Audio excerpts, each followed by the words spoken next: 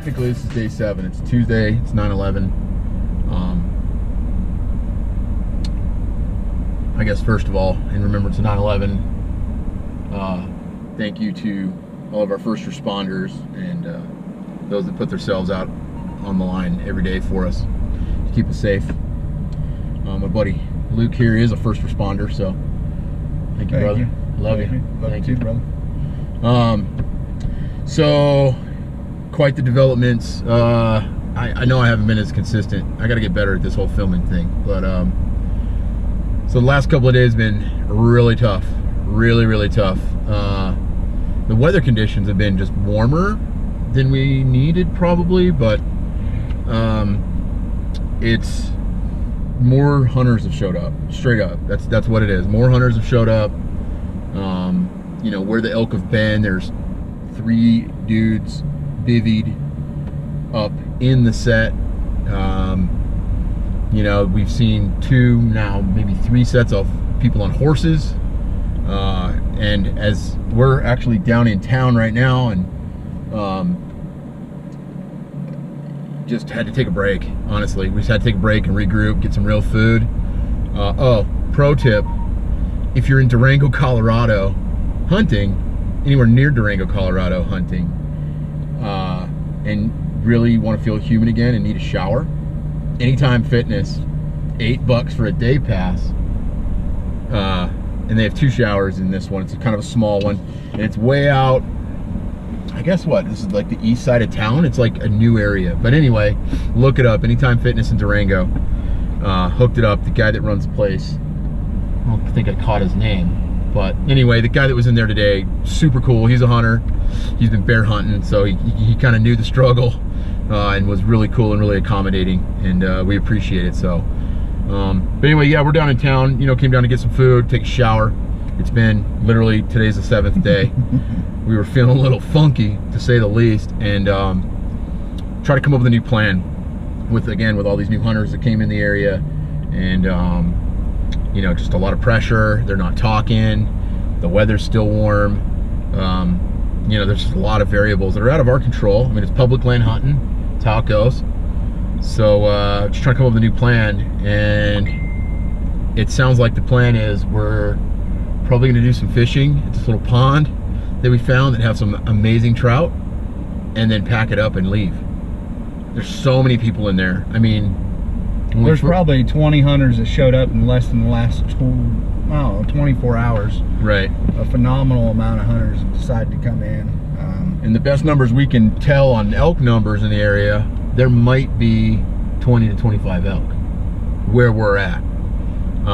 So, you know, obviously we all know how that works out. The success rate's going to get pretty low if they're not already driven out. I mean, those 3 bivvies that are in the set, you know, that might have done it. I don't know. You know, I mean, I'm sure they're elk, they got other places to go, but they just might have blown the area, gone up over the top of the ridge, and, you know, God knows what draw they're in now. To start over at this point, I mean, we need days. Could be days to find them, to get back on them. Could be a day. I don't know. I mean, you know, but so I guess it's all a chance we take.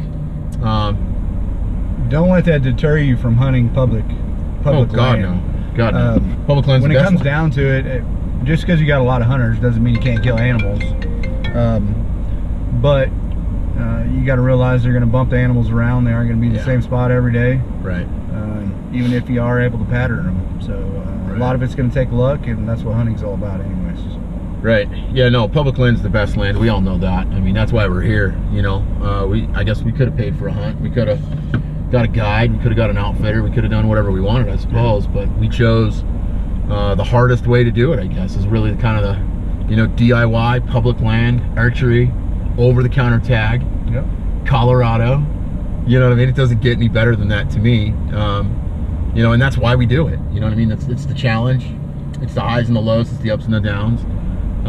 Of course, you know, everybody wants to be successful. We want to put meat in the freezer for our families.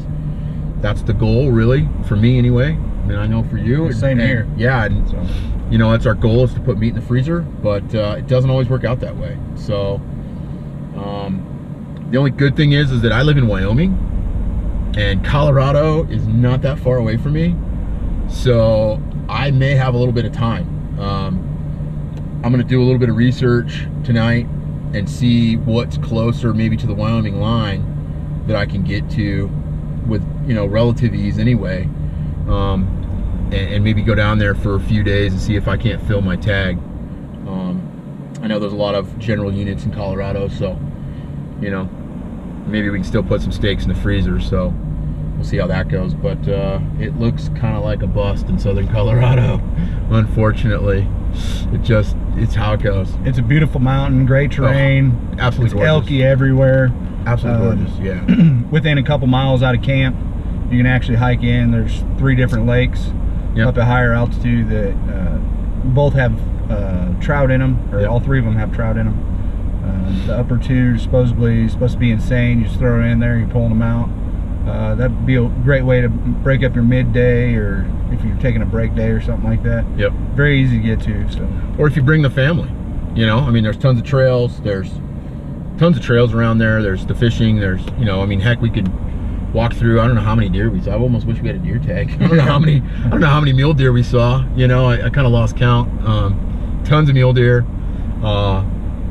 You know, bear sign within the area, not right where we were, but within the area. We saw some bear sign on the first day. We've seen some bear sign here and there, so there are some of those in the area, but you know, it's Colorado public land, and looks like it's a wrap.